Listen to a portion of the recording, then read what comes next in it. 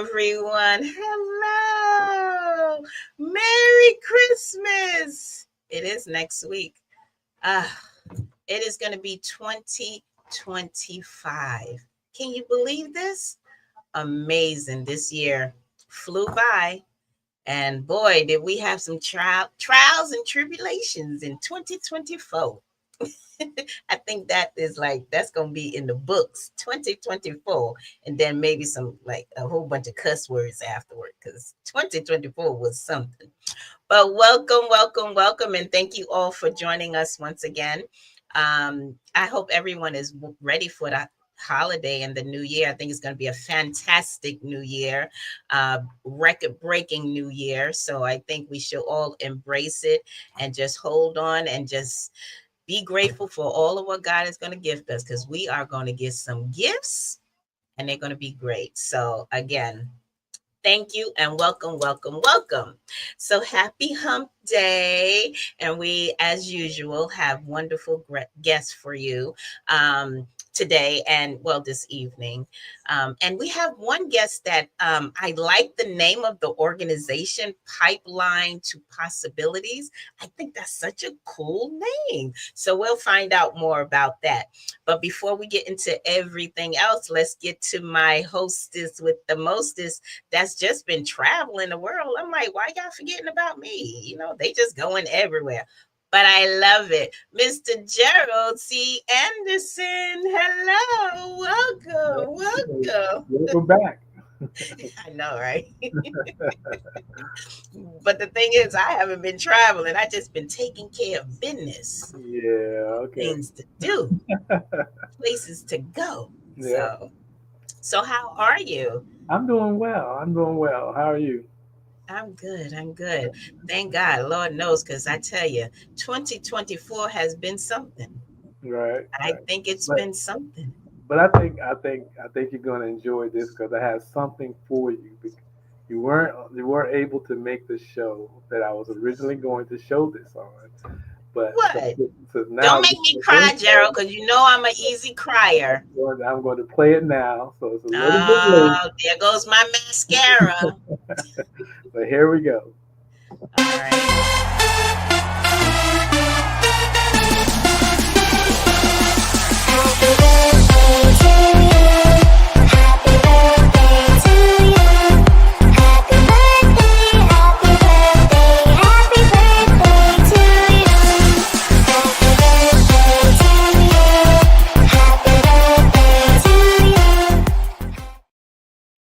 There you go. That was supposed to be for the November 20th show when it was your birthday. But well, yeah, I need to celebrate that.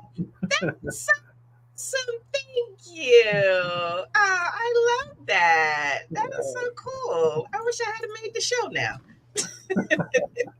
That is so awesome. Yeah, I am 54. Young. I can't wait till I'm 55, though. I don't know why, but I'm really excited. Didn't they talk to you about trying to be grown when you were young? I know, right? But I'm really wanting to be like 54. I'm like, maybe I'll grow up a little bit because I still got a lot of kid in me. No, but I love being 54. I love it because so much more wisdom comes with that. So I'm grateful. My mom only lived to 53. So I'm grateful I made it to 54. And I thank God every day because I was not going to be here before many years ago, but that's a whole nother story. But anyway. Thank you so much. I so appreciate that. So let's get to the show. All right, let's do it. All right. So we have two wonderful guests, as I stated. One of them, both, I believe, are education, come from an education background, which is great. So that's right along my field of work. But before we get to all of that, let's get to Buff. See, I've been going too long. The Lyfe Positive Media Moment. There you go. This is what friends are for. The Lyfe Media Moment. There you go, Buffy. First of all, I want to say I missed you. Liar, I missed you. Thank you. I did miss you though, because you make I me miss laugh. I mean, generally, you. all right, but I just want to say that this is so amazing. We held it down, but Gerald, life is nothing without Tina. Life is nothing without Tina. that's what he Yeah. said. But anyway, Nah. This whole year I believe is about resilience. I believe this yes, whole year is about yes. resilience, and that's who we are as people. Things happen, but we move past those things and we make magic, right? So Amen. today's life That's so positive true. media moment is um Yay. his name is Henry Crip Hurd. Remember that name, Henry Crip Hurd, born in Okay. 1924, and he was a professional dancer at 13. This guy could boogie woogie with the best of them. And what made him so resilient is in his early 20s, he got hit by a car and he lost his whole arm and leg.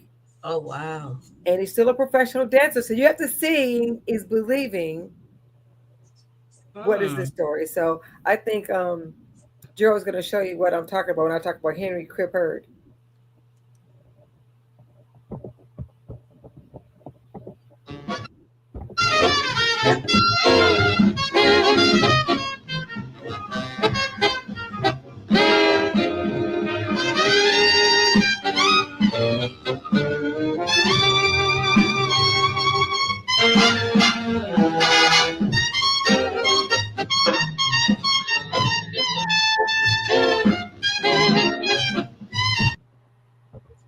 So let me tell you, this guy, he Wow. performed with Moms Mabley. He continued to perform until 1971. He passed in 1991. He actually was in he was featured in movies. He could do he could tap dance. He could rumba. He could boogie woogie with one leg and one arm. So it inspired me that if I have two legs, two arms, and a brain, this guy said, take my arm, my leg, and I can still accomplish much. This whole year is about resilience. Bring it into 2025. And if that doesn't encourage you to be the best person you are, nothing will.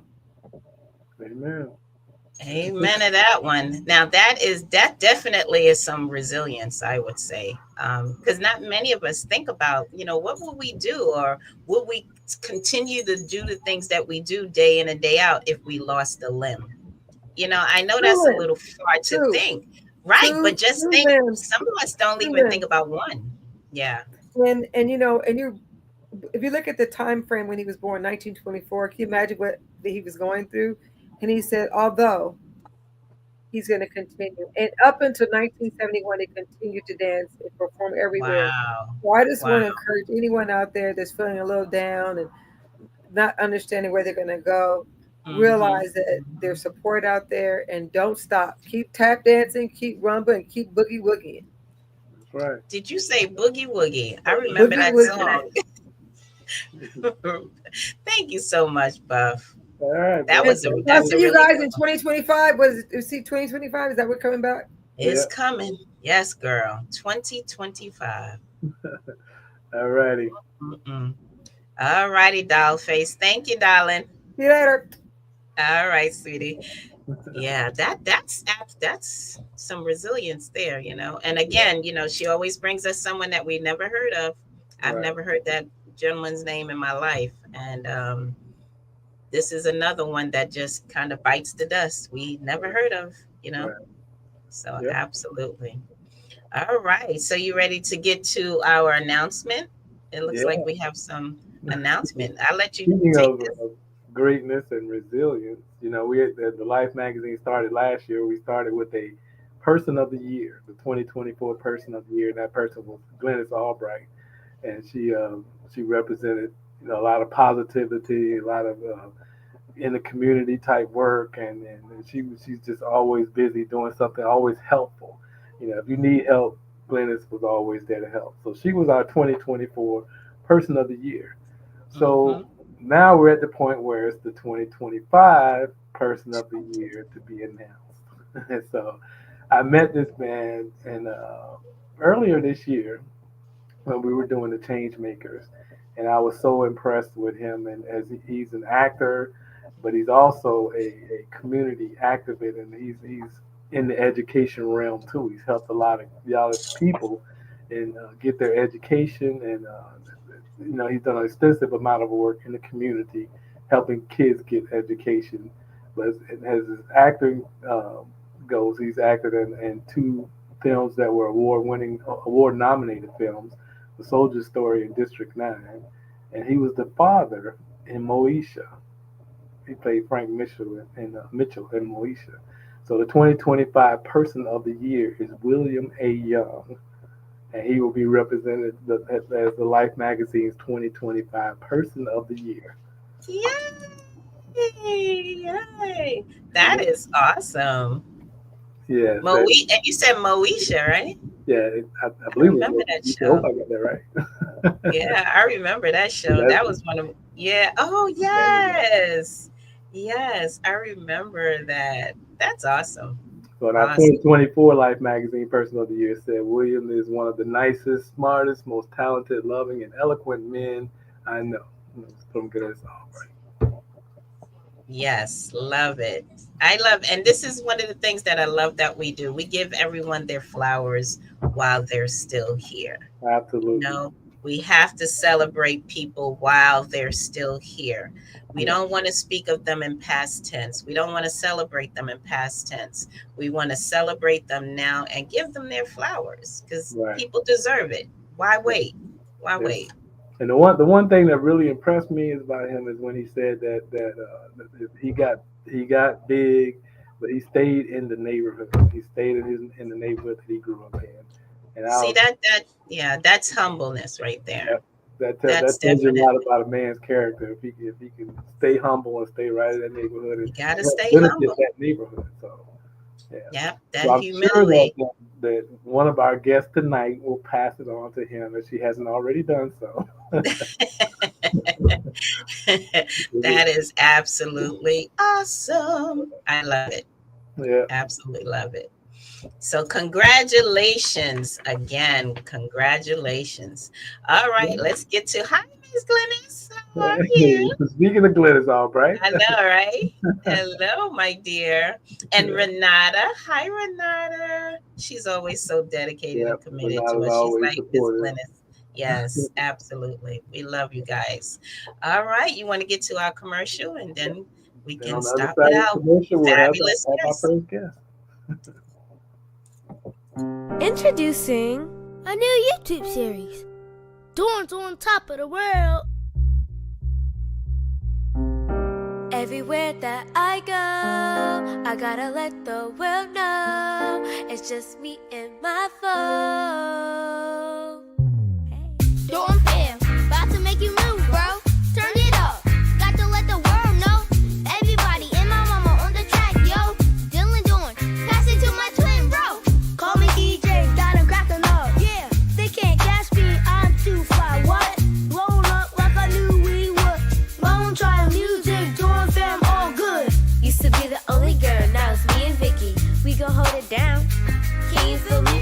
How we do every day of the week. Me and my family rolling deep. Now this is what I mean when I rhyme to survive with these vlogs and these skits and these beats. How we grind. You can catch us online. Won't you like and subscribe? Welcome to our world. It's the Dorms on Top, right?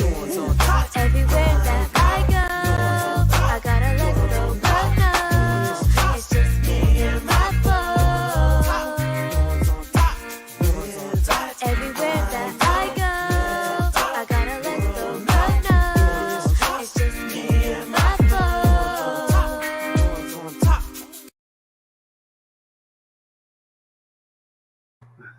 I love them kids. I do. We need to have all of them on the show one day. I love them. That little one gets me. Oh my goodness. I love all of them. Yeah. See, and that's why I probably will never grow up because I'm like, I can try those dances, I'll break a leg or something.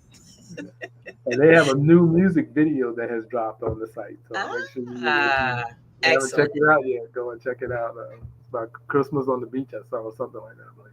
Okay, very good though. So go and check that out. All right. So we had our first guest, and the first guest happens to be the wife of our 2025 Person of the Year, Dr. Helen P. Young, and she possesses 25 years in the field of education, holds a master's degree in educational counseling, and a bachelor's degree in human services and adolescent counseling, both from California State Dominguez Hills. So please welcome to the stage Dr. Helen P. Young. Yay! Good evening, good afternoon, whatever your zip code time zone is. Hello, how's everyone doing? Hello, my Thank dear. you so much Hello. for having me. Thank you. Oh, thank you for having us. And I was blown away to hear who the 2025 Person of the Year was. Come on now. Yeah, so now you know why I was asking, was he there Yes, with you? yes. Well, he's babysitting the 3-year-old, and I told him I'm locking the doors so that you guys don't disturb me. So I'll tell him when I get off. Oh, okay. I'm sure Glennis will probably beat me to the punch. Yeah. I love you, Glenn. I love you, Glenn. She was feeling a little under the weather too, because she was originally going to make the announcement, but Oh, she was feeling a wow. little under the night. So Gladys, we hope Okay. you feel better. Take care of yourself. Yes. Get some rest. Yes, Love you. absolutely. We celebrate her now. Right. Absolutely. Absolutely.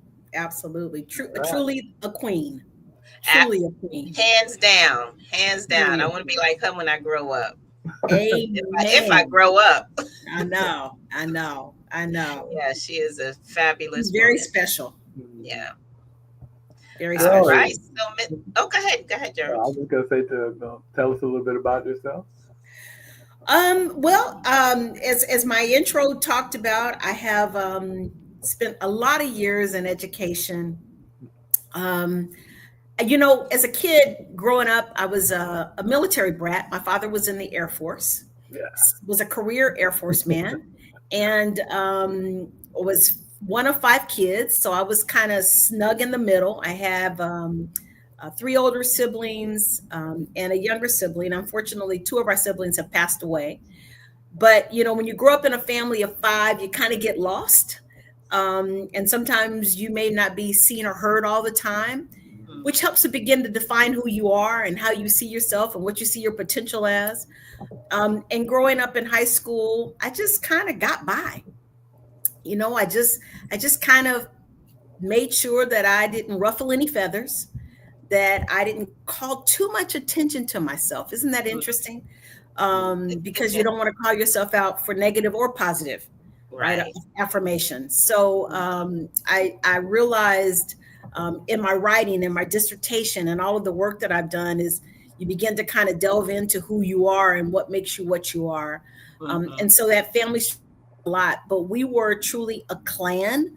My 5 siblings and my parents, my father spent time abroad and we got a chance to go abroad. So we really were kind of a clannish family. We kind of had to stick together. We spent a few years in Germany.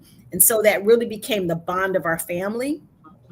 But, I was just kind of an ordinary kid. Didn't really think much of myself academically. I got by. I did what I needed to do. And then I finally, after the urging of my mother, started college about a year or 2 after leaving high school. She just kept saying, you have something. You need to go to college. And so my mother preached college. Is an article that I wrote just a few months ago. And so she was really adamant that, all her children get educated or trained or some level. And so after about a year and a half of working jobs that were going to lead nowhere, that's exactly what I did at her urging. I started college. That was rough, even starting off college, because still I didn't have the confidence. I still didn't think that I really belonged there. Ended up going on probation and a variety of other things. But finally, I met some gatekeepers, some people that really wrapped their arms around me at Cal State Dominguez Hills in Carson, California. And really through the EOP&S program, Extended Opportunities Program, those folks held me accountable, but also gave me the support that I needed. And after that, I was like a rocket and I took off. I met Mr. Young in that time period. Finished my undergraduate degree right after we got married. Then went right back, started a master's. In the middle of my master's, I got pregnant with our son Jamal, and took off. Had him, and my husband said, "Oh, no, you're gonna finish that master's." And so, at his urging, I went back, finished the master's, and then we raised these two amazing young men named Jamal and Khalil. And so, my oldest son is 31. My youngest is almost 28, 29. And so about 4 years ago, I decided I was going to go back and get my doctorate degree. And so that's exactly what I did. And my family has been supportive and loving me, because I spent now almost 25 years working in the California Community College. And that population is an amazing population. If anybody is in higher ed, that is, to me, where the real work of higher ed is at. If you want to make a difference, community college, I don't care what state you're in, because that really are institutions where they're open to everyone, and we really serve the masses. And so my work has been largely with African American males. That's been my love, my source. And part of it's probably personal, as I look at my own history of raising two young men and a husband that's been amazing. And so my research had been focused on the success of Black men in the California community college system, and what those factors was, and what things were in achieving their success. And so that was really my catalyst. I was so interested in kind of delving into this, that became my work for my doctorate degree. And so I have been a real champion of work with that. And then I had this opportunity about 10 years ago to go to work for a statewide program where we have built partnerships with historically Black colleges and universities, HBCUs. So for the last 10 years, California Community Colleges has been building transfer pathways that allow students to transfer to an HBCU to finish their bachelor's degree. And we've probably over the last 10 years sent almost 750 students to these institutions to complete their bachelor's degree, and really change the trajectory, not just of their lives, but their families, their communities, right? And so there's this really widespread effect of what happens. And so I was really, again, interested in that piece. So that was the second part of my research, is what happens when a Black man goes to an HBCU from a California community college. And so I was really interested in delving into that and looking at that. And I truly believe in HBCUs. I am not a graduate. All of my work has been in the state of California and our CSU system, which has been great. But if I had to do it over again and know what I know now, I'd make some different choices. So for folks who are on your show listening and watching today, please don't discount the HBCUs. Everything that you might be hearing on the street, don't believe it. Go do your own research. Get out there, visit, talk to people, and find out really what might be a great niche for yourself. So I'm a real advocate. Yes. So what would be some reasons why you would encourage Black men, you pointed out particularly, to go because our research and our data shows that we have done the worst job of supporting that population in student success. Outcomes and measures continue to show that group and that population, we have not done them. We've done them a disservice, and for a variety of reasons, Drew. I think one of them is, has to do with just how we view them, the potential, right? Their place in this system, right? Systems are some of the toughest things to change. Higher ed systems, a variety of other systems. And so I just think that there has not been, and there continues to be, at a lot of our historically white institutions, or PWIs, predominantly white serving institutions, there's not always a welcoming environment. There's not a belief that they belong there. There's not even a sense that we're going to serve that population in a way that is beneficial, not just to them, but to their families, to their communities, to everyone who would have a stake in their success, right? Absolutely. And Okay. so I am concerned about that because I have an amazing Black husband. I have two amazing Black young men in my family, or in my life. And so I wanted to begin to unwrap, to figure out what it is we need to do to better support that specific group, to achieve success. And so my research definitely was looking at what was those pieces that we could really begin to not just identify them in a pocket, but really be able to take them wherever we needed to take them in any institution, and said, if you do these things here, you will have success. And take Now it again, to family. if you believe in this group, if you believe in this population, you will do it. But if you don't, you'll do everything you can, unfortunately, to unravel that group. Yes. So again, the research has been really disturbing. That was another piece for me, Gerald, is as I looked at the research, I was concerned. I was really wrapped up. There's a young man that I've known for about 10 years. When I started at the California Community College, he was a young man that had started there. And he really was some of my motivation because he struggled. He literally struggled. Some of our community college students, particularly our men of color, often are students who are homeless, food insecurities. They're living in their cars. They are working 3 or 4 jobs and they still can't make ends meet. And so if we don't start to care beyond the classroom about what's happening with this population, which I think is evident in our communities and some of our communities now, then our families suffer, our communities suffer, our cities, our states, our counties.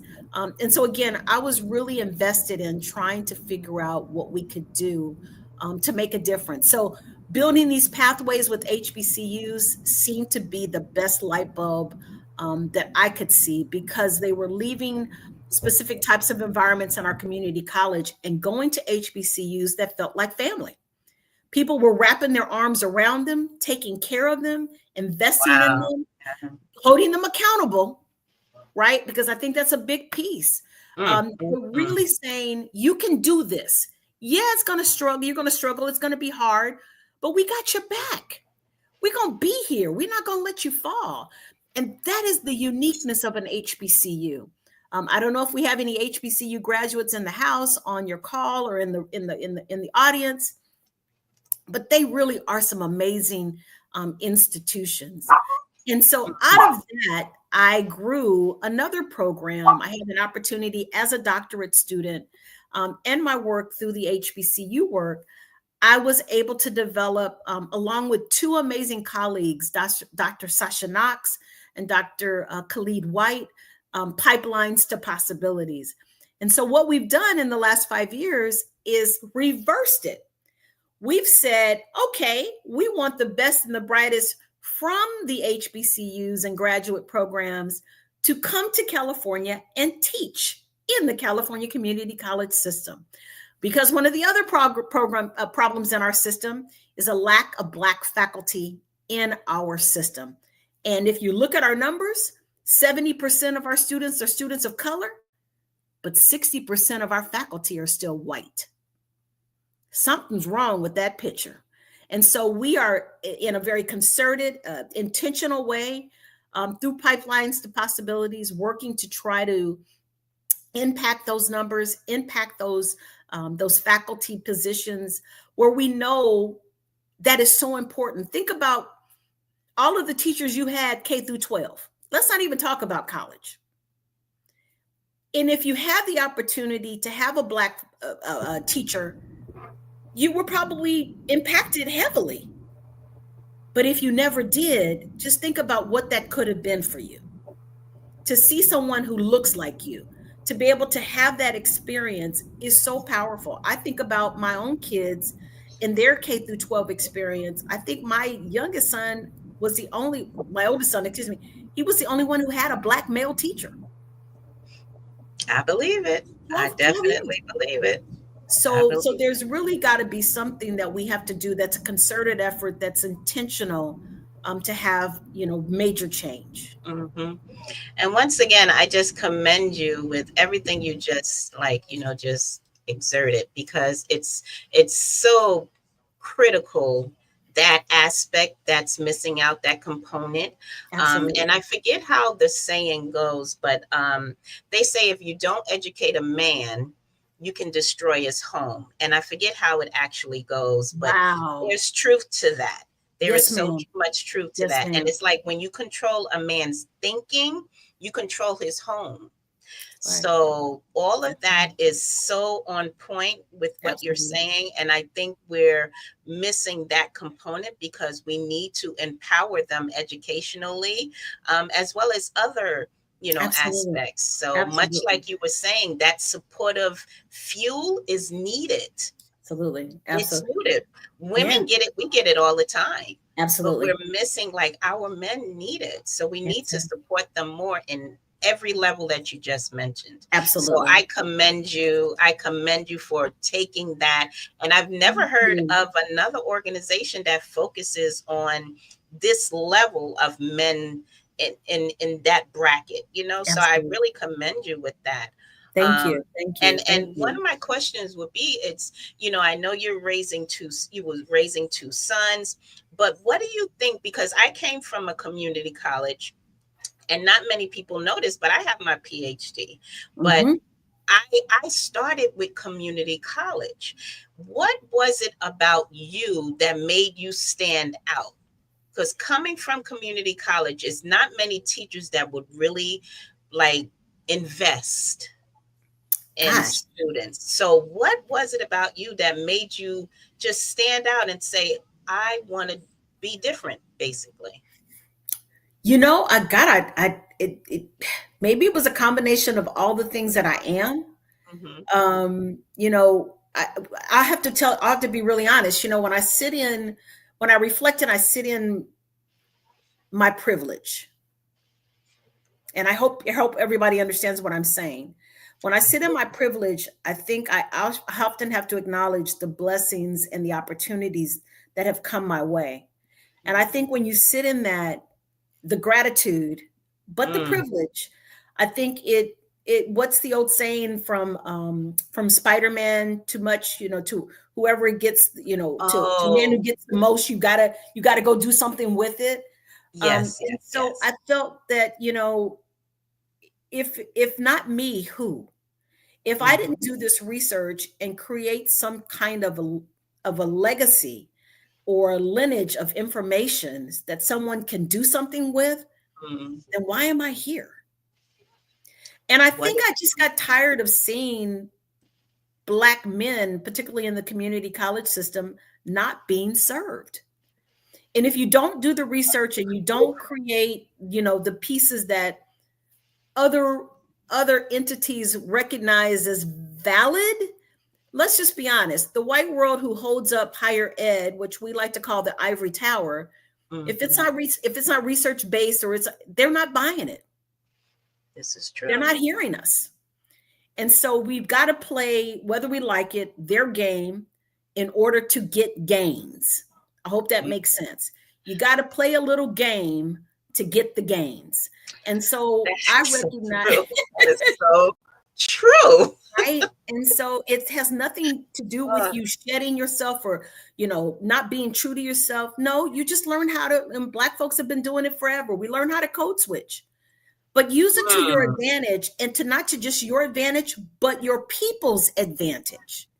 Yes. Right. And so I realized that if I could, and I was humbled when one of the professors on my committee, Dr. Frank Harris III, who was an amazing researcher at San Diego State University, when he said at my dissertation, my defense, he said that I was doing seminal work. That means work that has not been done, that could really change and impact other folks' research. I was blown away.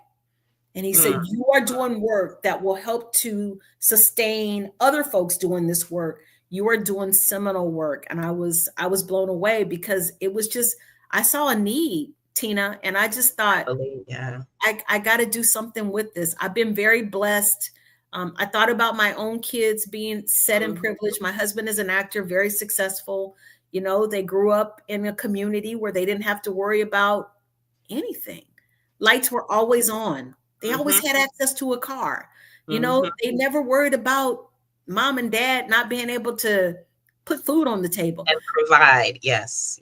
And so I think in that, I, again, looking at the privilege that my own two sons, and I looked at and I looked at the other side of that fence, and I realized I got to do something. I've got to create some kind of legacy of information that says the world doesn't look like the world for my sons that it does for most folks in this country. Right. Folks of color in particular. So the community college, I think, is such a rich tapestry. Oh, that's good. Right? Of folks who can really change the world. Oof. That is so I true. really do. I do. Because community colleges in California, we don't turn anyone away. We're open access institutions, right? Yeah. So everybody's welcome. But that means everything shows up. And we got to be ready to serve everything that shows up. That's true. And I think it was Frederick Douglass that said, if there's no struggle, there's no progress. So don't be afraid of the struggle. That's right. We got to have some of it. Yes. Got to have some of it. Absolutely. I love it. Oh, child, I could talk to you for days.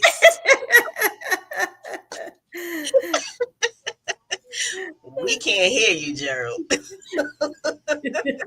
You're on mute. We can't hear you. He's still talking. Gerald, you're on mute. We can hear you. How did that happen? Did you put me on mute, Tina? It wasn't me. And I promise it wasn't me. It wasn't yet. It had to be Tina.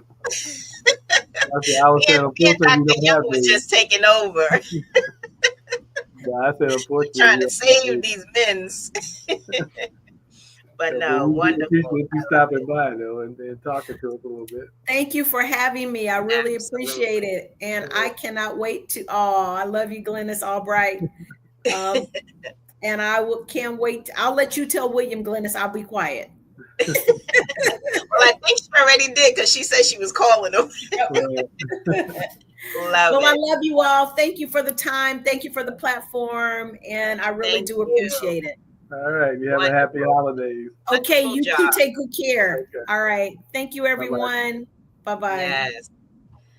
Absolutely love it. Amazing. And it's, I know you're always, what about the men? And it's like, it's such a needed thing, Gerald. And I get it. It's just not many bold individuals out there that are willing to take that battle. And, anyway, I could talk more and more about it. Unfortunately, the question came in after Helen and Dr. Young is left. So we'll try to get to her and get you an answer, get your response. Yeah. See, and like, I think it's Frederica. Her question where it says struggling through community college. Can you tell them about a successful story where the service was provided? And maybe if we can send her a message, and maybe she can jump back in and maybe answer that, because I think that's a great question as well. Because community college can definitely, just from my perspective, I was a young mom, and community college can be tough. It can be tough, especially if you don't have support and someone that believes in you. So, wonderful. Right. Absolutely love it. All right, so let's get to our commercial, so I can buy some more fancy glasses. It's a really, really, really quick commercial, and it has to do with our next guest, who's and also an educator as well. And she's also a good friend of ours, and she's part of the Lyfe publishing team. See, So you was on vacation too. See, I was on vacation too. But she's been a great help over the years. And so yes, after her commercial plays, we're going to talk to Beryl Anthony Brackett. yes, we love her.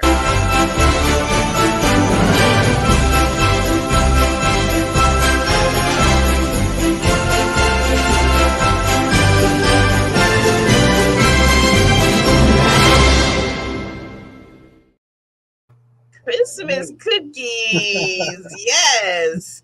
I love Christmas cookies. Yeah, so Leah's off on another adventure, we see. We can't hear you. You on mute. That had to be you, Tina. It was. You.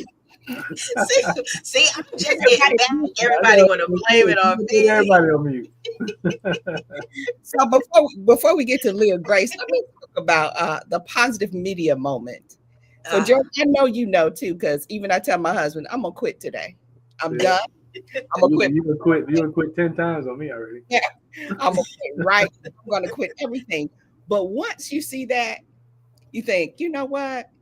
I can do it because, I'm good. I can do it. But I thought that was amazing and very encouraging to the folks that want to quit, even with the issues that you have in life. You just have to press forward.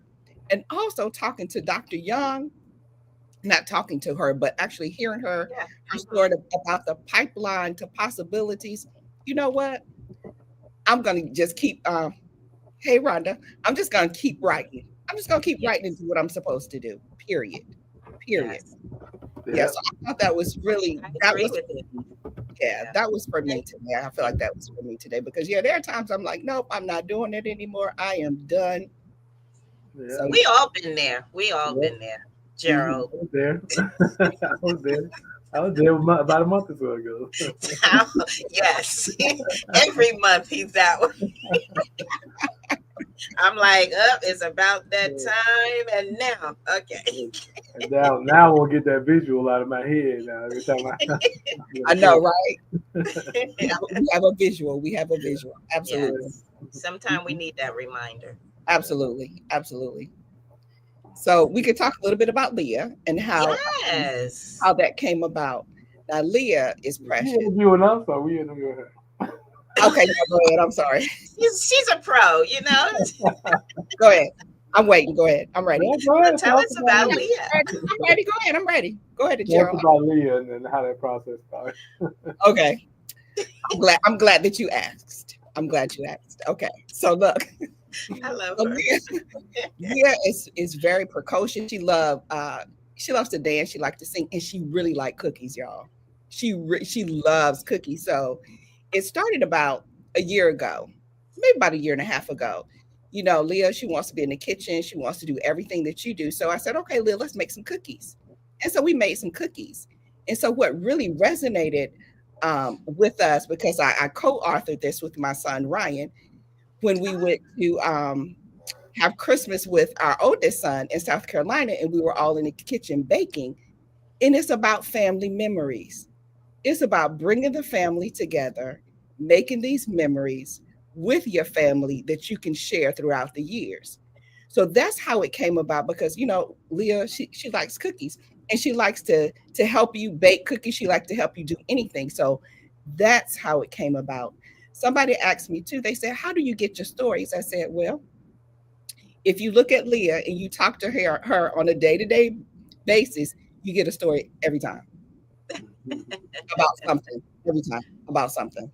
And for those people who don't know, Leah is actually her real person. That's Beryl's granddaughter. Well, that was my next question. Yes. I was waiting on that question. So Leah Grace is 4 years old, and she is our first grandchild. So her name is Leah Grace Brackett. Don't get it wrong because she will correct you. So that's how that started. And so for this year, I decided to put like a bundle together with an apron and a cookie cutter. The apron because when I was talking to Leah, and I wear an apron when I cook or when I bake, and she liked the apron, so she designed her apron. But the real reason how the apron came about was when I was little, I was spending time in the kitchen with my grandmother when she was baking, and she always had on an apron. She always had on an apron. So that's where even baking in the I in love it. baking with family and friends or whatever you do, and even in the book, they have on aprons.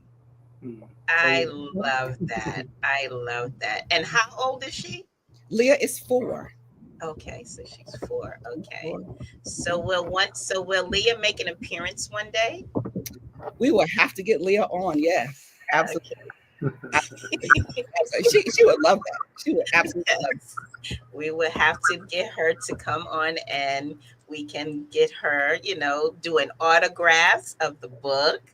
do a Absolutely. book signing. She's practicing too. She's practicing her name. Good. I She's love it. practicing her name. She Absolutely love absolutely. it. book due out. Oh, the book is out now. Okay. It's on Amazon. It's out now. It's called Leah Grace: A Tale of Christmas Cookies. Okay. And you have a are there website, too. actual go ahead, Gerald. You have a website too, right? Yep, my website is www.berylanthonybrackett.com. And you can actually order there too if you want a signed copy, or even if you want to get the cookie cutter or the apron. Okay. Oh, that's really cool. Oh, I love that. So are there any cookie recipes in the book? Well, I didn't put the recipes in the book. Mhm. But however, Leah's favorite cookie is chocolate chip. But she likes all cookies though. It's chocolate chip. Mine too. Mine too. Oh, okay. See, there you go. Yeah. Okay. Well, you have to do one with oatmeal raisin, just kind of putting it out there. Okay, we can do that. We can do that. So how many books are there in the Leah Grace series? Yes. There's 3 books. The first book was Leah Grace Bedtime Adventure, because she, I thought about how when we raised our children, our boys, our 3 boys, they never wanted to go to bed. Never wanted to go to bed. So we created that one with her imagination and everything. And the second book was That's the so Dancing awesome. Blue. Okay. And then we actually did a combination of a coloring book for both of those books. And so the Ah, third series is Leah Grace: A Tale of Christmas Cookies. But we're not done. We're not done yet. okay. We're not done yet. So is this so there's 3 books now, right? Yes. Yes. Okay. So there's going to be like a series of books? Yes. Yes. Ah, like Yes. a Harry Potter type series type books? Yes. Ah, yes. Yes. I So love it. because Yes. every time you're with Leah, she just does stuff and it's like, oh, let me write this down. So that's how things actually work Ah, out. Not that I'm looking or even Ryan's looking to write a book, and we'll look at each other's like, yeah, that'll work. Let's see, can we work with that? So yeah. and to think she's 4 years old. Amazing. She's 4. See, we can learn from the old and the new. I'm telling Absolutely. you. I Absolutely. love it. So you have any ideas of what the next book may be? Has Leah hinted on that just yet? We actually do. We are actually writing the next book, and hopefully it will come out in the summer. In the summer. Okay. So yeah, we have the next book. It's almost done. Yeah, and Ryan, Okay. Gerald, I'm an editor, so Ryan is the editor, so he will mark up everything. He's like, "No, Mom, that doesn't make sense. Or why is she over here and she should be over here?" So that is the editor. So he's edited some things and we added some things. So yeah, it should be out in June or July. I'm That's our loving this. I'm loving this because I'm thinking of Dr. Seuss and all these little series of I love this. I absolutely love this. I'm thinking of This an is good. animated cartoon.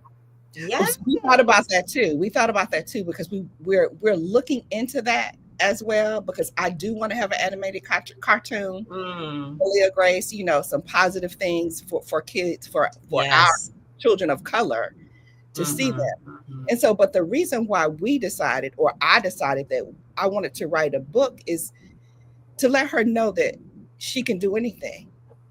Amen. If she That's the sees truth. us doing something, she's like, oh, my grandmother did that, or my uncle did that. So I know I can do that. Mhm, Because mhm. it might be a little difficult growing up. Now you Yeah. never know. And so I Absolutely. want her to know, to be courageous. Don't give up. Don't quit. Even if you want to quit, take a break for a minute, but keep Mhm. going. And that brings me to another question, Beryl. Is like, what do you think? I think this whole concept also allows them to tangibly have the book, because I think technology is taking the children away from that tangibility of holding a book, touching a book. So is it hardcover or soft cover? It's a paperback. It's soft cover. Okay. It's So soft cover. yeah, so what are your thoughts on that? I like to have books in my hand. Yeah, And me so when too. Leah comes to visit, she has a whole shelf of books upstairs, downstairs, and she would just pick out her books. So we don't read books on the tablet or anything like that Yes, with the that's book. I love that. Yeah, because I think it's very important to turn the pages, to be active with the Ah, books. So that's that's the way I feel. you're right. You're right about that. And I really commend you for teaching that young baby that, because again, with the technology today, I think is really veering children away from that touch, that feel, even Exactly. sometimes that smell of a new book. Maybe it's Mhm. just me and my, craziness, but I No, love a I smell do of too. a new book. I do too. I do too. I love when you crack it open. Yep. Yes. Well, I'm an ebook person, so See, See, I can't. I break like my break the books. spine. Break the spine. Yeah, Yeah. break the spine. Yeah, crack yeah. it But I can carry all my books and all my music with me everywhere I go. Ah, nah. I like open. that weight. That is true, but still, yeah, that is true. Yes. Mhm. Well, I think this is so awesome. I think this is so awesome. And again, I mean, you've written several books, right? I've written fiction, Christian fiction, and Mm-hmm. I've created a couple of breast cancer journals. So yeah, Mm-hmm. so I like So, to write. so So tell us what about is something it else. you? Okay. Go ahead. Go ahead. So, oh, you talking to me? You. The one who muting everybody. You. Well, no, because I was going to say, what is it about the writing aspect that allows you to continuously do that?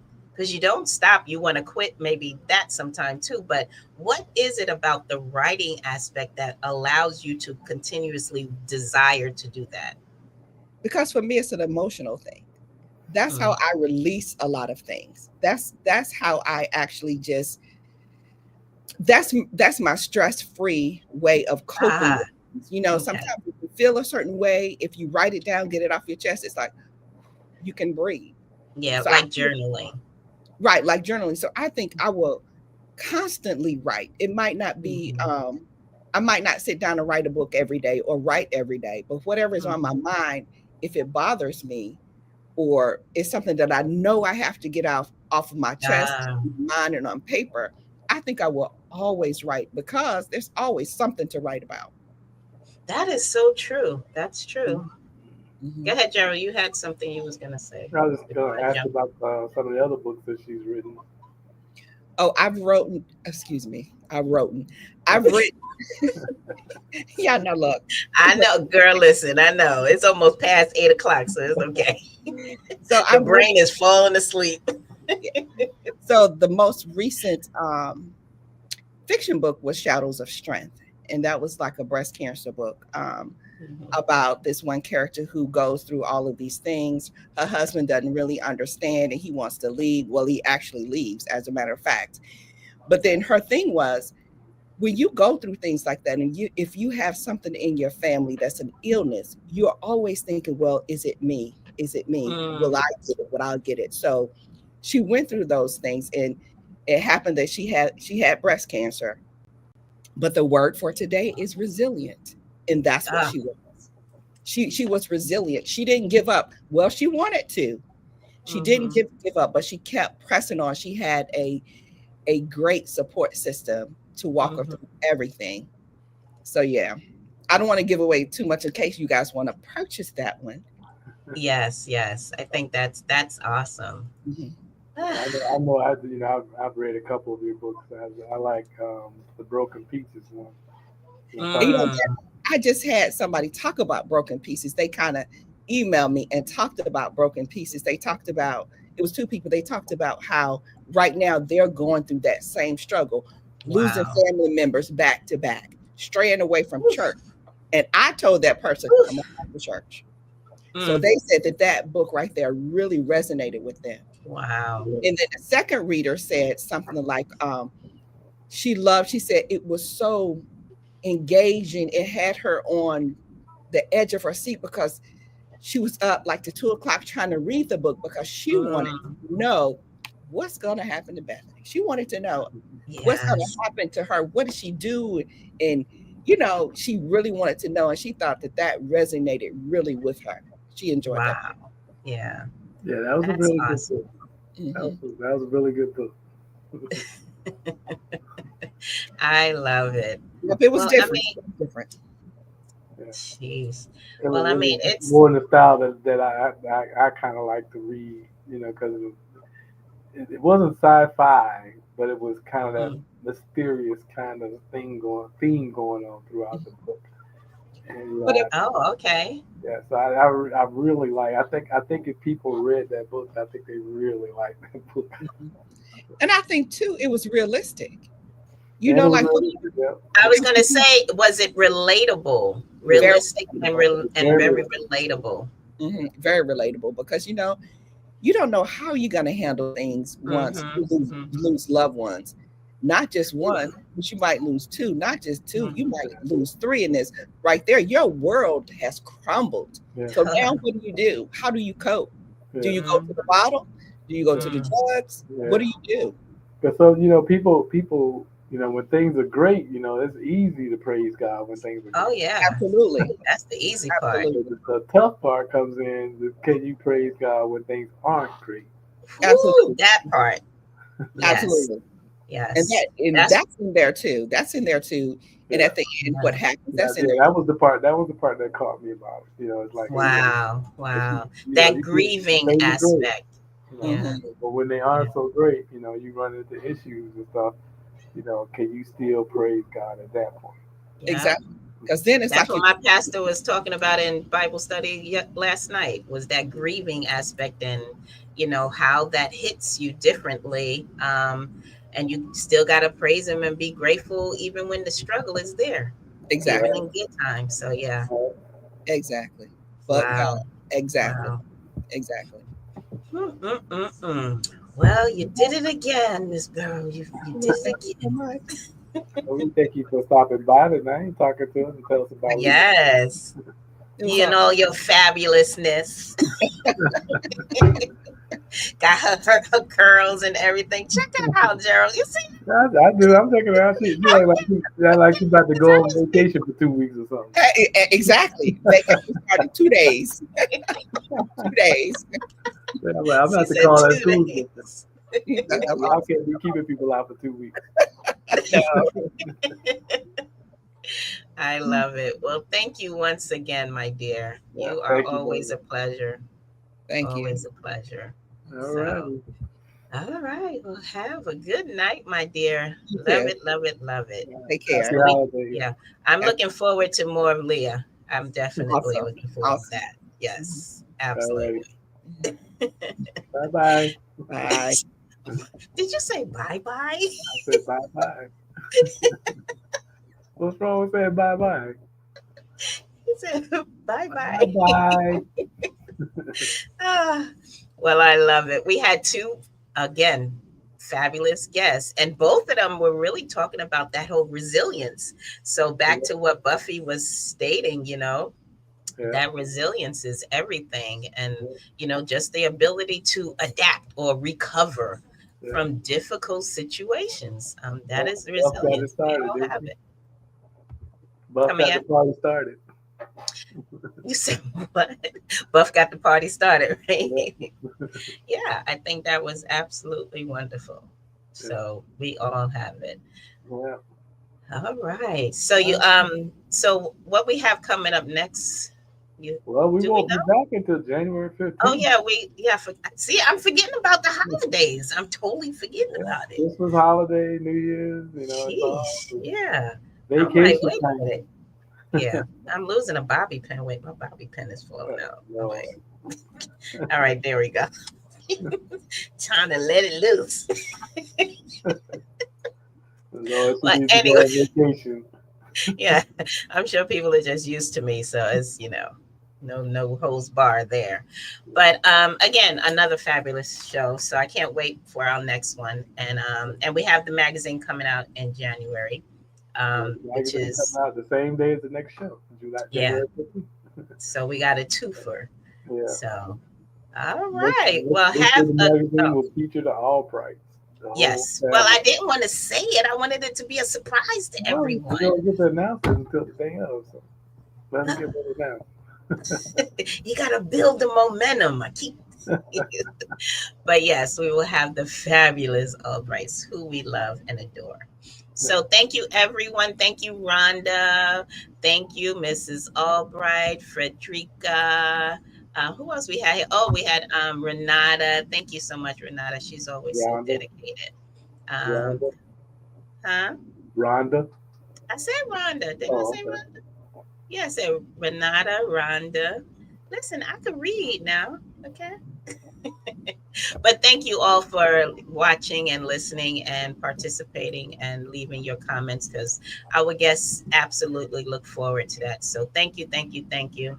And we will see you next time. Happy New Year to you too, Rhonda. Yes, Happy New Year, Merry Christmas. Saint Junandra. I love you. All right. All right. So till next year. Till Right? next year. Till next year. We outie. All See right. you in 2025. All right.